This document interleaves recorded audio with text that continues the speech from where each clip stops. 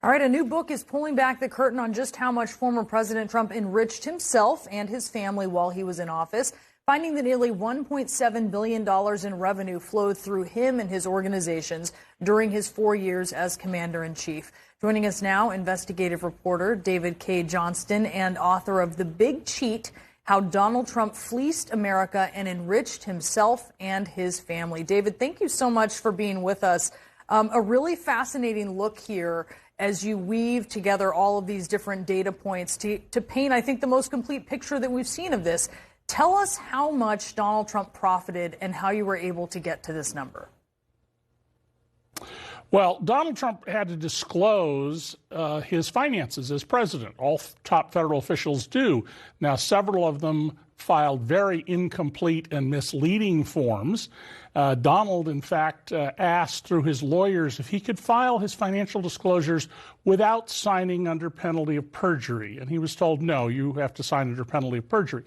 And of this more than $1.6 billion that flowed across the books of the Trump Organization and to Donald after expenses for those businesses, before expenses of those businesses, a lot of it came from the taxpayers. Donald did everything he could to make sure that the taxpayers were putting money into his businesses, hundreds of millions of dollars. Yeah, it's fascinating. The Secret Service, as you mentioned, was charged a regular rate during the pandemic at hotels that were largely unoccupied.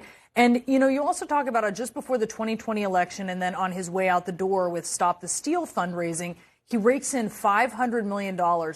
He spends less than $9 million on lawyers. The rest of that money he can use how? Oh, he can spend it on himself. And I expect that once he is indicted in Manhattan and perhaps other jurisdictions, a lot of that money will go to criminal defense lawyers. Really fascinating. One of the examples that you highlight in his Stop the Steal profiteering that really stands out, I know that's why you focused on it, has to do with someone named Stacey Blatt of Kansas City.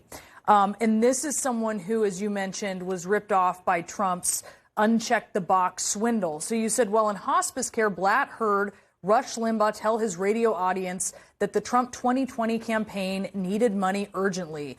Blatt gave $500, half of his monthly income, via WinRed, a commercial enterprise that Trump used to process gifts. Over the next month, Trump's campaign tapped Blatt's bank account 6 more times, taking the dying man's last $3,000. I mean, David, just put into perspective how unusual that fundraising practice is and if there's going to be any ramifications for it.